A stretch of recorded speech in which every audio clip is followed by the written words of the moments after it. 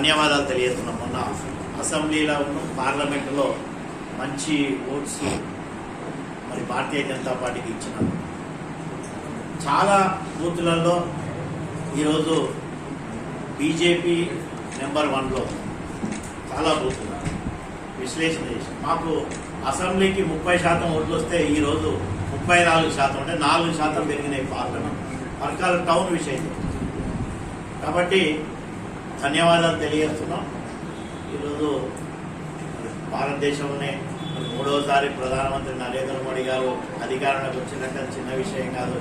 దాదాపు ప్రపంచ దేశాలు దాదాపుగా ఒక 60-70 దేశాలు అభినందనలు గ్రీటింగ్స్ పంపారు ప్రధానమంత్రి నరేంద్ర మోడీ. ఒక 6 దేశాల ప్రతినిధులు ముఖ్య అతిథులుగా ఇచ్చేసారు మన ప్రమాణ స్వీకారం. అంటే ప్రపంచం యావత్తు ఎదురు చూసిన ఎన్నికలలో ఎన్డీఏ ముఖ్యంగా భారతీయ జనతా పార్టీ మళ్ళా 3వసారి అధికారంలోకి వచ్చింది. దాంట్లో మన పరకాల ప్రజల యొక్క భాగస్వామ్యం ఉన్నదని తెలియజేస్తూ మరి మన పరకాల పట్టణ విషయానికి వద్దాం. పరకాల పట్టణంలో మన పరకాల నియోజకవర్గ ఎమ్మెల్యే గారికి హానీమూన్ అయిపోయింది. కొంచెం పరకాల పట్టణ సమస్యల మీద కాన్సన్ట్రేట్ చేయాలని భారతీయ జనతా పార్టీ తరఫున ఎందుకంటే ఇప్పుడు ప్రధాన ప్రతిపక్షం ఈ పరకాల పట్టణంలో భారతీయ జనతా పార్టీ మాత్రమే. మొన్నటికి ఎన్నికలు చూసినారు, బీఆర్ఎస్ 15%కి పోయింది. ఎక్కడికి పోయింది? 15% పోయింది. మేము 34% పోయింది. అంటే ఇది ఇప్పుడు ప్రజలు మమ్మల్ని నమ్ముతున్నారు, భారతీయ జనతా పార్టీ నమ్ముతున్నారు. కాబట్టి ప్రజల పక్షాన మేము సమస్యల గురించి మేము నిలదీస్తాం స్టార్ట్ చేసినాం.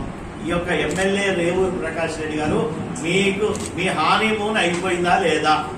మీరు మరి ఇంకా ప్రజల సమస్యల గురించి పట్టించుకోవడం స్టార్ట్ చేయండి. మరి చలివాగ్ మీద చెక్ డ్యామ్ అయితే ఒక్కొక్క సమస్యలు చాలా ఉన్నాయి. దాబెర చెరువు మీద మరి మినీ ట్యాంక్ బండ్ అయితే, ఈ నత్తనడకన మన 100 పడకల ఆసుపత్రి నడుస్తున్నాయి. ఇంటర్నల్ రోడ్స్ చాలా ద్వారంగా ఉన్నాయి. ఒక్క రోడ్డు కూడా ఏం ఆడకపోయినా కూడా మంచిగా లేదు. వీధి లైట్ల కానించి కూడా సరిగా లేదు. వాటర్ ప్రాబ్లం ఉన్నది, డ్రైనేజ్ సమస్య ఉన్నది. డ్రైనేజ్ సమస్య అయితే అపారంగా ఉన్నది.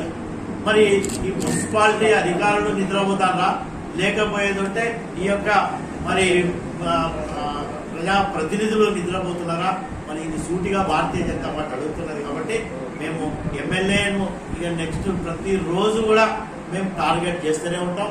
ప్రతిరోజు కూడా మీరు పని చేయాలనే మా ఉద్దేశం. ప్రజలకు పని చేయండి. మేమేమి మీరు గద్దె దిగండను లేకపోతే ఇంకేదో అని చెప్పట్లేదు. మీరు పని చేయండి.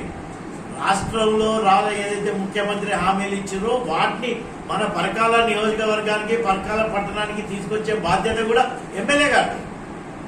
కాబట్టి సూటిగా భారతీయ జనతా పార్టీ తరఫున ఈ ఎమ్మెల్యే గారిని ఈ స్థానిక సమస్యల మీద మీరు పట్టించుకోండి. స్థానిక సమస్యలను పరిష్కరించే దిశగా మీ చర్యలు ఉండాలని భారతీయ జనతా పార్టీ తరఫున డిమాండ్ చేస్తున్నాం.